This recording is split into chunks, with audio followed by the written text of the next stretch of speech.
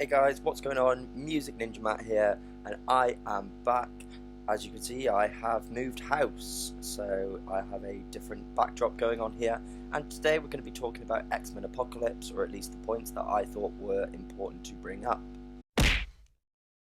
So this movie overall, I can say from the start, I did really enjoy. There were little hiccups, of course, but I don't know if you can count them as hiccups or if they're just timeline changes. I mean, there's little things like we saw a younger Storm in one of the older films already with white hair, but she gets her white hair in this when she gets her apocalypse powers. Angel's origin is completely different, but it's cool because this new Angel, like, you can see him becoming Archangel, and I prefer him a lot. Obviously, the timelines of when people met changes very slightly, so, like, we met Nightcrawler in X-Men 2, but they meet him when they're younger now, and little things like that confused me, but obviously the majority of X-Men films don't exist anymore technically. Also, Wolverine appearing in this film was very interesting because obviously his origin looked a little bit different. It was cool that he still had the Weapon X kind of helmet throwback. That was cool, but I found it kind of weird at how, like, when Jean gives him some of his memories back, that voice saying Logan, is that the woman from X-Men Origins Wolverine, or is that supposed to be Jean's voice? I'm really confused by it. The only other thing I really picked up on was the point where they're trying to save the others. This is Jean, Cyclops, and Nightcrawler. Nightcrawler, bamf, straight into the cage that nullifies their powers. So Jean didn't have her power to cloak them, and so when they arrive at the facility, how is it that they managed to get out of the cage unnoticed? That confused me a bit. I also thought that the cage fight between Nightcrawler and Angel was awesome. It was really, really cool. There are little bits that people have picked up with it, but I thought it was awesome. And I liked seeing these guys use their powers, and I liked how it linked in with Angel's wings getting destroyed, with him getting his new metal ones. That was awesome. There were some really funny parts, especially Nightcrawler was quite a big comic relief in this. Obviously, you also had the part where they see Return of the Jedi, I think it is, and Jean goes, well, the third one's always the worst one, as a kind of dig at The Last Stand. I thought Apocalypse as a character was very interesting. I think at times he could have been more imposing than he actually was. His powers were interesting, how he, put himself into different bodies, he gained their powers and was able to live on like that. It was a different take on Apocalypse, which I think, in the movies, I kind of forgive when they have a different take on things. They want to put their own spin on it. So that's fine, I had no problems with the character. I just thought, yeah, he could have been more imposing, like the voice and the way he looked. Like, I always think of Apocalypse from the animated show. Jubilee, a character that was finally in this film that wasn't in this film. She did absolutely nothing. Cool. Psylocke was really awesome in this. She looked awesome, her powers were awesome. We definitely haven't seen the last of her. I thought she may turn good at the end, but I think she might turn up in a later film, maybe if it's a Wolverine, Deadpool film, whatever.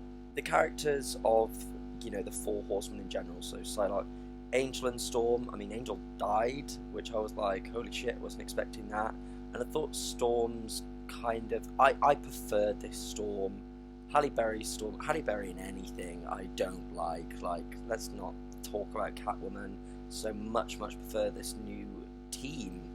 To be honest with you, this Cyclops, so much more likeable. We had that awesome bit of backstory kind of with him at school, but you can see him being this timid guy that's going to grow into the leader, and I thought he was just really much more likeable. And I love the new Jean. Sophie Turner is amazing. The Magneto story was interesting, but being as at the end of Days of Future Past, he was being arrested, and now he's got a family and stuff. Bit of a gap there, which I was a little bit like, but how did we get to this point? But it was interesting to see this character get put through shit, and you think, no wonder the guy turns out to be an asshole, because look at everything he goes through. The scene where his family died was a bit confusing, because how did the arrow go through both of them? But it was a cool, badass scene. And one thing I really liked about this film was how the powers were really shown off, especially in combat overall. And I liked to see that. That's what we want to see in an X-Men movie. We had just some generally nice cinematic moments. You had moments where Magneto threw down the 2 pieces of metal and it made the X, and it's just little moments like that that just give you a warm, fuzzy feeling inside. We had fighting on the Mindscape. This is just awesome. The Mindscape is a thing that appears so often in the comics, and we now see it in the films when Charles takes on Apocalypse, and it was so cool. Obviously, of course, the scene stealer again was Quicksilver. His speed scene, the scene where he's saving everyone from the mansion, that was awesome. It was filmed really well. Apparently it took months and months to film. Not so shocked that Havoc was the one to die. I think he would be the character that it would make most sense to kill off. With Mystique and Nightcrawler, obviously there's not really any mention of her being his mother or anything. They're not playing up on that. They may do later on.